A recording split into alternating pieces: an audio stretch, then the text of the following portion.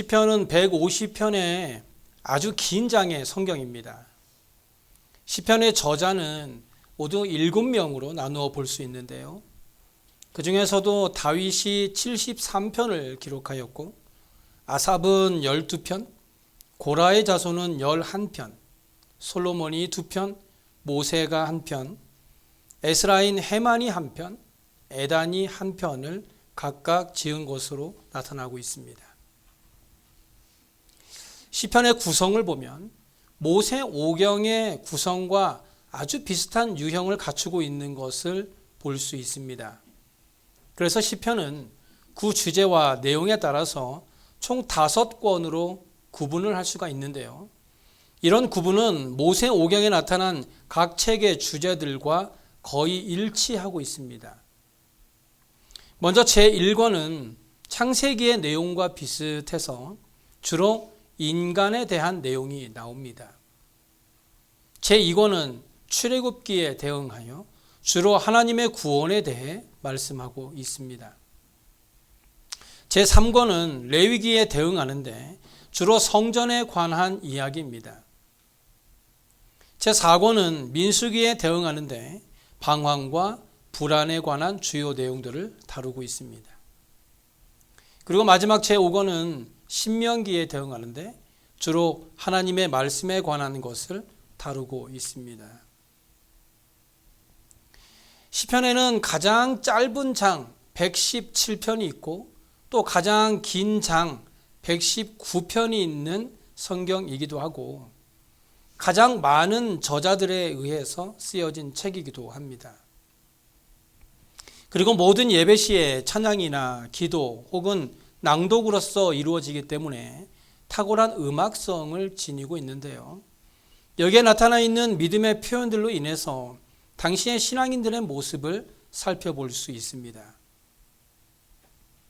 그리고 시편의 가장 큰 특징은 이 구약 성경 가운데 신약에서 가장 많은 부분을 인용했다는 것입니다. 이것은 시편이 뛰어난 예언서의 속성을 지니고 있음을 나타내 주는 것입니다. 그래서 이런 사실을 통해 이스라엘 민족의 시를 통한 이 신앙의 고백이 곧 우리의 고백이고 찬양이 되어야 한다라는 것을 말씀해 주고 있는 것이죠. 그래서 시편은 우리에게 있어서 하나님과의 이 올바른 관계를 유지하게 하는 신앙의 지침서의 역할을 하면서 동시에 신앙 고백서이고 기도의 안내자 역할을 한다고 볼 수 있습니다. 저는 시편 중에 23편의 다윗의 시를 가장 좋아하는데요. 그런데 제가 오늘 시편을 다루면서 23편의 말씀을 하지 않고 1편을 주제로 삼은 것은 시편 1편 안에는 시편 전체를 어우르고 있는 의미가 담겨져 있기 때문입니다. 시편 1편의 저자는 다윗으로 알려져 있습니다. 왜냐하면 시편 2편이 1편의 내용과 이어지고 있어서 1편과 2편이 하나의 시였을 것이라고 추정하고 있기 때문입니다. 성경은 의인과 악인, 그리고 구원받을 사람과 멸망받을 사람, 잘될 사람과 못될 사람에 대해 모두 말하고 있어요. 즉, 잘되는 사람도 말하고 있지만 반대로 못되는 사람과 멸망받을 사람에 대해서도 말하고 있다는 것입니다. 그래서 오늘 본문에서는 복 있는 사람과 악인을 비교하고 있는데요. 다윗은 복 있는 사람과 악인의 비교를 통해서 하나님의 복을 누리려면 어떤 삶을 살아가야 하는가에 대해 총 4가지로 말씀해 주고 있습니다. 그런데 우리가 오늘 본문에서 주의 깊게 생각해야 할 부분은 복 있는 사람이 해야 하는 것에 대한 것입니다. 복 있는 사람이 해야 하는 것. 다르게 말씀드리면 복은 저절로 굴러 들어오지 않는다는 거예요. 즉 하나님께서는 복을 받을 만한 사람한테 복을 부어 주신다는 겁니다. 그렇다면 어떤 사람이 복을 받을 만한 사람일까요? 첫 번째로 복 있는 사람은 자기의 발걸음을 의로운 곳에 두는 사람입니다. 1절이죠. 복 있는 사람은 악인들의 꾀를 따르지 아니하며 죄인들의 길에 서지 아니하며 오만한 자들의 자리에 앉지 아니한다. 복이 있는 사람, 복을 받을 사람은 먼저 자기의 발걸음, 즉 인간관계를 중요하게 생각합니다. 그래서 복이 있는 사람은 악인들의 꾀를 따르지 않고 죄인의 길에 서지도 않고 오만한 자의 자리에 앉지도 않습니다. 세상에서 성공한 사람은 아무 데나 가지 않고 아무 사람과 사귀지도 않는다는 거예요. 제가 미국에서 살다 보니까요, 어느 동네는 입구에 바리게이트가 쳐져 있어서 아무나 들어갈 수 없게 되어 있더라고요. 특히 부자 동네는 더 그렇더군요. 그런데 그 동네 안에는요, 웬만한 것들은 다 들어있어서 동네를 나오지 않고도 그 안에서 다 해결할 수 있도록 되어 있더라고요. 그러다 보니 그 동네는 도둑으로부터도 안전하고 또한 동네 사람들끼리는 서로 신뢰할 수 있어서 바깥 마을과는 완전히 구분되어 있는 것을 볼 수 있습니다. 마찬가지로 우리가 어떤 모임에 들어 있느냐 하는 그 인간관계가 중요하다는 것입니다. 우리는 복 받은 사람들입니다. 이미 복을 받은 사람들이에요.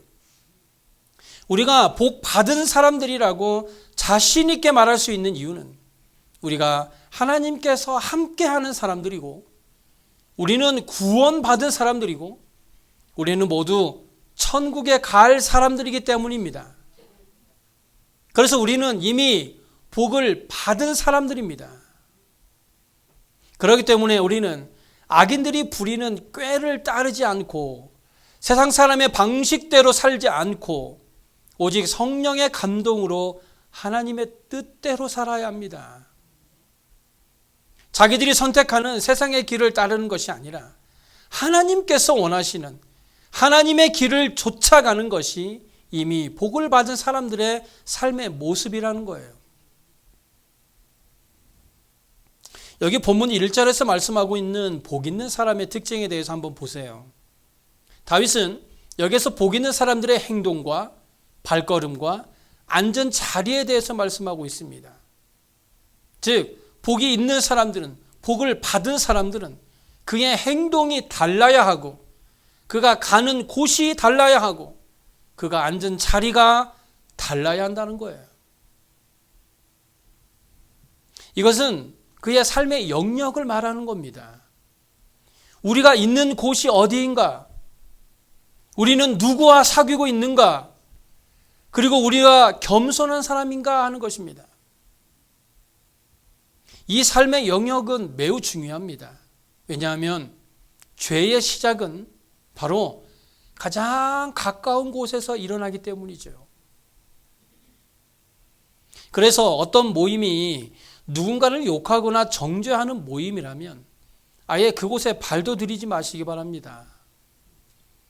우리가 어느 장소에 서 있든지 어디에 앉아 있는지가 복이 있는 사람에게 있어서 가장 중요하다는 것을 우리는 기억해야 합니다. 내가 어디에 서 있는가? 누구를 만나는가? 어디에 앉아 있는가?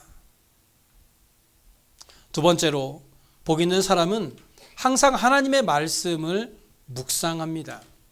2절이죠. 오직 여호와의 율법을 즐거워하여 그의 율법을 주야로 묵상하는도다. 성경을 가까이 하며 읽는 것이 중요하다는 것은 아무리 강조해도 부족합니다.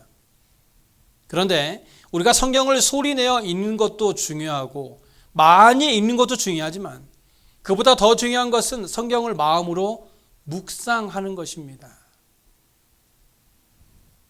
저는 어려서 공부를 그렇게 잘하지는 못했습니다.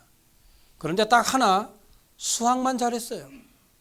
제가 왜 그때 수학을 공부했을까? 차라리 영어를 공부할 걸. 내가 미국에 올 줄 알았으면 영어를 공부했을 텐데. 제가 수학 성적이 좋았던 이유는 이 문제를 풀다 보면 정답이 딱 떨어지는 것이 신기하고 재밌었던 거예요. 하나를 맞추고 나니까 그 다음 문제가 더 재밌더라는 거죠. 그래서 저는 다른 과목은 그렇게 하지 않았는데 꼭 수학만큼은 예습과 복습을 했었습니다. 오늘 공부했던 문제를 다시 보고 내일 공부할 문제를 미리 공부하다 보면 어느새 수학을 잘하는 사람이 되어 있던 거죠. 성경도 마찬가지입니다.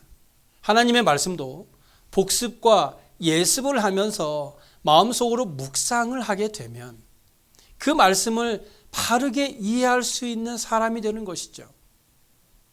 그런데 나이가 들면 들수록 기억하는 것보다는 잊어버리는 것이 더 많아집니다.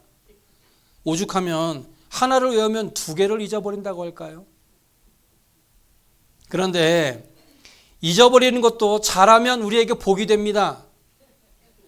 다른 사람에게 섭섭한 소리를 들었거나 속상했던 일과 같이 우리의 마음을 아프게 하는 것들은 빨리 잊어버리는 것이 우리에게 복입니다. 그런데 대부분의 사람들은 거꾸로 하죠. 좋은 일, 남에게 칭찬받은 일은 빨리 잊어버리면서도 안 좋은 일들은 평생을 기억합니다. 잊어버리는 것도 은사예요. 여러분의 마음에서 이 안 좋은 일들이 떠나지 않는다면 잊어버리게 해달라고 기도하시기 바랍니다. 그리고 반대로 하나님의 말씀은 기억하시기 바랍니다. 말씀을 기억하려면 묵상해야 돼요. 복습과 예습이 필요합니다. 여러분이 매 주일 나와서 설교를 듣습니다. 그런데 설교의 내용을 기억하시는 분들은 거의 없어요. 하지만 그래도 괜찮습니다. 사실 저도 제가 설교한 내용 다 기억하지 못해요. 하지만 설교의 내용은 잊어버려도 그 안에 담겨진 하나님의 말씀은 기억하시기 바랍니다. 오늘 본문에서 다윗은요, 우리가 하나님의 말씀을 묵상하기 위해서는 말씀을 즐거워해야 한다고 말하고 있어요. 즐거워해야 된다. 하나님의 말씀은 음식과는 다릅니다. 음식은 아무리 맛이 있어도 계속해서 그것만 먹으면 결국 질리고 말죠. 한동안은 그 음식을 쳐다보지도 않아요. 하지만 하나님의 말씀은 다릅니다. 하나님께서 주신 것은 실증나는 법이 없어요. 이사야 40장 31절에 오직 여호와를 앙망하는 자는 새 힘을 얻으리니 독수리가 날개치며 올라감 같을 것이요 다른 박질하여도 곤비하지 아니하겠고 걸어가도 피곤하지 않는다고 말씀합니다. 하나님의 말씀을 즐거워하는 자에게는 하나님께서 새 힘을 주셔서 그 말씀이 질리지 않고 넘어질 위기에서 다시 일어서서 달려갈 수 있는 힘을 주시는 줄로 믿으시기 바랍니다. 세 번째로 복 있는 사람은요, 철을 따라 열매를 많이 맺는 사람입니다. 3절이죠. 그는 시냇가에 심은 나무가 철을 따라 열매를 맺으며 그 잎사귀가 마르지 아니함 같으니 그가 하는 모든 일이 다 형통하리로다. 저는 여기 시냇가에 심은 나무라는 말을 참 좋아합니다. 왜냐하면 제 이름 현수라는 이름의 뜻이 바로 시냇가에 심은 나무와 같기 때문이에요. 제 이름의 현은 솥귀 현입니다. 여러분, 큰 가마솥에는 이 솥을 들 수 있는 손잡이가 있죠. 그것이 마치 솥의 귀처럼 생겼다고 그래서 솥귀라고 합니다. 그래서 솥귀라는 말은요, 없어서는 안 될 혹은 꼭 필요하다는 의미가 있는 말이에요. 그리고 수는 물가수예요. 저는 어려서 저의 이름의 뜻을 잘 몰랐어요. 그래서 우리 엄마는 나를 현수라고 지었을까? 의미도 별로 없는 말, 이게 뭐야? 솥귀, 물가에 있는 솥귀? 별로 안 좋아했어요. 그런데 이 오늘 본문에 있는 말씀을 묵상하면서 제 이름의 진짜 뜻을 발견하게 되었어요. 그 이름의 뜻이 바로 시냇가에 심은 나무랬던 거예요. 보세요. 꼭 필요한, 없어서는 안 될 물가. 바로 뭡니까? 시냇가에 심은 나무였던 거예요. 제가 그런 존재입니다. 이렇게 좋은 이름의 뜻을 저는 성경을 묵상하는 중에 발견한 것이에요. 이스라엘 광야에서 자라는 나무들은 거의 메말라 있고 가시나무가 대부분입니다. 그러나 요단 강가나 나일 강가에 있는 땅은 얼마나 비옥한지 그곳에 뿌리를 내린 나무들은 굉장히 잘 자랍니다. 그 원인은 뿌리에 있습니다. 그 나무의 뿌리가 어떤 땅에 뿌리를 내렸느냐에 따라서 그 열매가 결정되어진다는 거예요. 아무리 비가 잘 내리지 않는 땅이라 할지라도 뿌리를 깊이 내린 나무는 죽지 않습니다. 오히려 물이 별로 없기 때문에 뿌리를 깊이 내린 나무는 갑자기 내린 홍수에도 견딜 수 있습니다. 그런데 뿌리가 깊지 않은 나무는 작은 바람에도 쉽게 넘어지고 맙니다. 문제는 뿌리에 있습니다. 그래서 본문 4절에 악인들과 비교하면서 그들을 바람에 나는 겨와 비교하고 있는 거예요. 겨는 뿌리가 없죠. 껍데기입니다. 우리는 어떤 비교를 할 때 천지 차이라는 말을 사용하죠. 천지 차이. 하늘과 땅같이 먼 차이라는 거예요. 하나님을 가까이 하는 사람과 그렇지 않은 사람이 천지 차이입니다. 하나님의 말씀을 묵상하는 사람과 그렇지 않은 사람이 천지 차이예요. 기도하는 사람과 기도하지 않는 사람이 천지 차이입니다. 하나님을 의지하는 사람과 의지하지 않는 사람은 천지 차이예요. 이 천지 차이의 두 사람의 인생은 가는 길이 다르고 하는 일이 다르고 누리는 복이 천지 차이입니다. 여호와를 경외하는 사람, 하나님의 뜻대로 사는 사람은 하나님께서 복을 주시지만 그렇지 않은 악인은 하나님이 저주하십니다. 비웃으십니다. 그래서 악인은 바람에 나는 겨와 같이 허무하게 되는 것입니다. 인생에 아무런 가치가 없게 되는 거예요. 하나님이 없는 삶은 그가 아무리 부귀 영화를 누리고 있다 하더라도 조금만 바람이 불면 날아가 버립니다. 하나님이 입김을 부시면 뿌리가 말씀에 깊이 내리지 못한 사람은 먼지처럼 날아가 버리고 말 것입니다. 헛된 인생이 되고 마는 것이죠.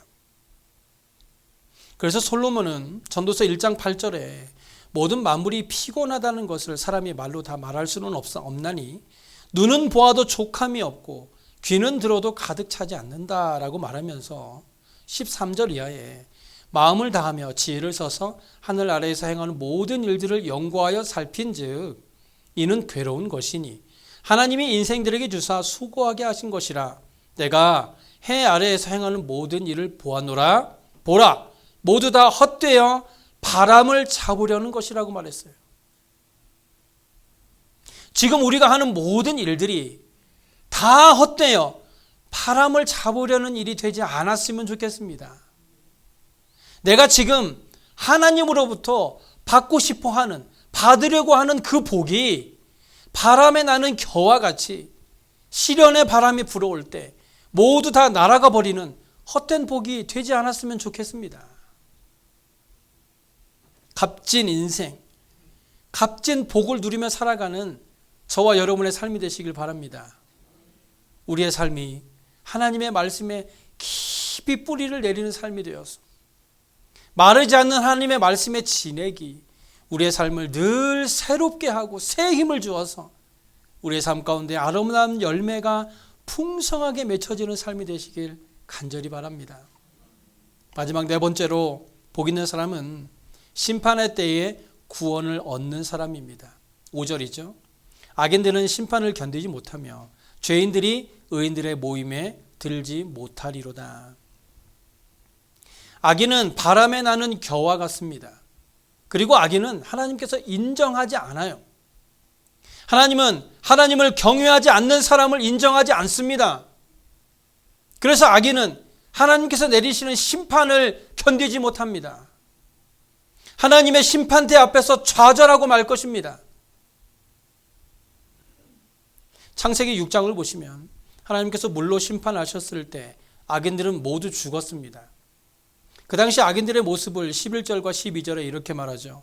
그때 온 땅이 하나님 앞에 부패하여 포악함이 땅에 가득한지라. 하나님이 보신즉 땅이 부패하였으니 이는 땅에서 모든 혈육 있는 자의 행위가 부패함이었더라. 하지만 이런 포악함이 가득할 때에도요, 8절에 그러나 노아는 하나님께 은혜를 입었다고 말하고 있어요. 하나님께서 은혜를 주시는 사람, 하나님으로부터 은혜를 받을 만한 사람이 저와 여러분이 되었으면 좋겠습니다. 아무리 세상에서 어려운 일들이 있어도 하나님이 은혜를 베푸는 그 사람, 우리가 되어야 합니다. 또 창세기 19장에는요, 하나님께서 소돔성을 불로 심판하셨을 때에도 의인들은 살았습니다. 세상이 아무리 부패하고 악해져도 하나님의 말씀을 묵상하고 하나님의 말씀대로 순종하는 사람에게는 하나님께서 은혜를 베풀어 주셔서 어떤 심판이라도 당하지 않고 두려워하지 않는다는 거예요. 다니엘은 사자굴 속에서도 죽지 않고 살아나왔습니다. 우리의 통상적인 생각으로는 도저히 일어날 수 없는 일들이 하나님께서 은혜를 베푸시는 사람에게는 일어난다는 것입니다. 그리고 그런 일들은 결국 하나님의 심판날에 아주 또렷하게 나타나게 될 것입니다.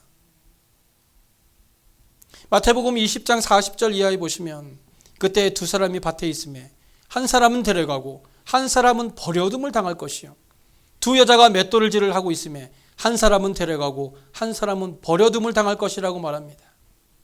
이것은 마지막 때에 일어날 일에 대한 말씀입니다. 하나님의 심판은 반드시 있을 거예요. 그런데 그 심판이 멀리 있을 것이라 안도하지 마시기 바랍니다. 설마 내가 있을 때 예수님 오시겠어? 하나님의 심판이 없다고 하는 것은 하나님의 존재를 부인하는 겁니다. 교회 다니는 성도가 계속해서 죄를 짓고 있는 것은 하나님을 무시하는 거예요. 우리가 이 땅을 살아가면서 우리의 행동, 발걸음, 앉는 곳까지 늘 긴장하며 두려워하는 것은 하나님의 심판을 믿기 때문입니다.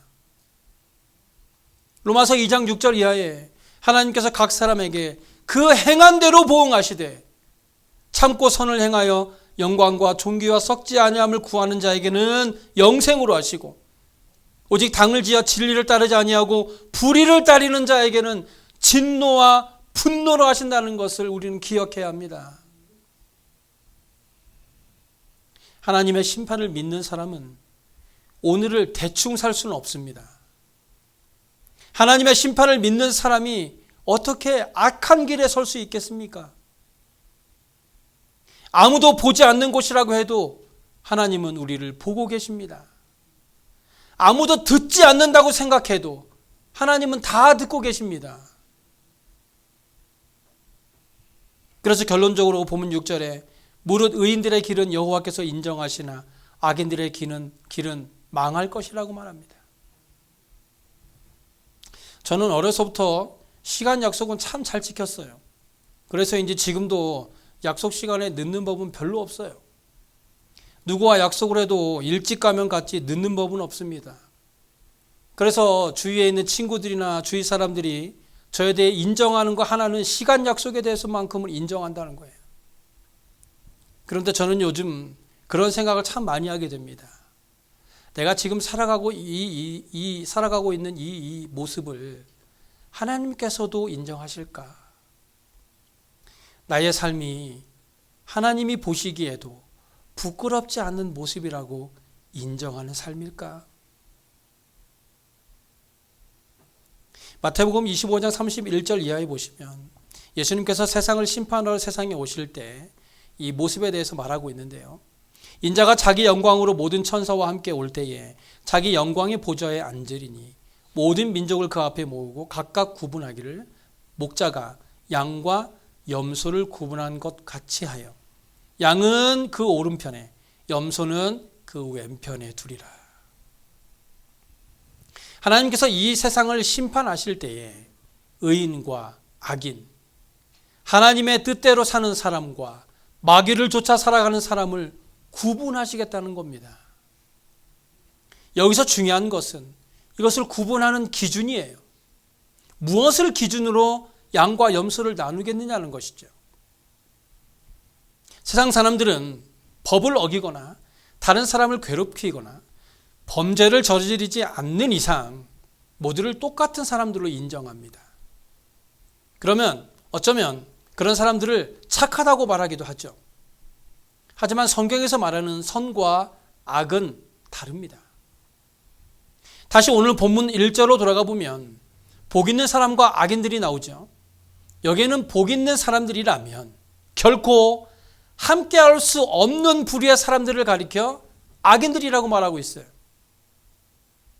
우리가 보통 악인이라고 하면 품행이 못된 자로서 남에게 해악을 끼치는 그런 사람으로 생각하죠. 그러나 성경은요, 악인이라는 이 단어를 조금 특별한 뜻으로 이야기합니다. 그것은요, 경건치 않은 불경건한 자. 그래서 하나님이 없이 사는 자들을 악인이라고 말합니다. 아무리 착하게 살아도 하나님이 없는 자는 악인입니다. 성경에서 말하는 악인이란 세상 윤리나 도덕 규범에 비추어서 그것을 지키지 못하는 자를 악인이라고 말하는 것과는 전혀 다른 것이죠. 성경은 악을 근본적으로 하나님이 없이 사는 것, 하나님을 떠나서 그분과 상관없이 사는 자세를 말하고 있습니다. 그러니까 하나님 없이 하나님을 염두에 두지 않고 자기 자신의 뜻을 따라서 생각하고 말하고 행동하는 모든 것이 악인의 삶인 것이죠. 그러므로 성경에서 악인이라고 할 때 성품이나 행실에서 이런저런 잘못이 있는 사람을 뜻한다기보다는 근본적으로 하나님을 떠나 있으며 그분과 상관없이 사는 자들을 가리키고 있는 것입니다. 자, 그렇다면 우리는 복이 있는 사람입니까? 아니면 악인입니까? 하나님을 떠나서 나의 생각대로, 나의 뜻대로 말하고 행동하는 사람입니까? 아니면 모든 것을 하나님의 말씀에 뿌리를 내리고 하나님의 말씀대로 순종하는 복이 있는 사람입니까? 저와 여러분이 하나님이 인정하시는 복이 있는 사람이 되길 바랍니다. 이미 복을 받은 사람이 되길 바랍니다. 사도 바울은요, 갈라디아서 6장 17절에 이렇게 고백했어요. 내가 내 몸에 예수의 흔적을 지니고 있노라. 예수의 흔적이 저와 여러분의 삶 가운데에도 나타나길 바랍니다. 우리의 삶이 하나님의 말씀에 깊이 뿌리를 내림으로 하나님께서 원하시는 아름다운 열매를 풍성하게 맺으며 살아갈 때 저와 여러분의 삶 가운데에도 예수의 향기가, 예수의 흔적이 나타나는 삶이 되어서 하나님께서 인정하시는 복 있는 삶을 살아가는 저와 여러분의 삶이 되시길 간절히 소원합니다. 기도하겠습니다.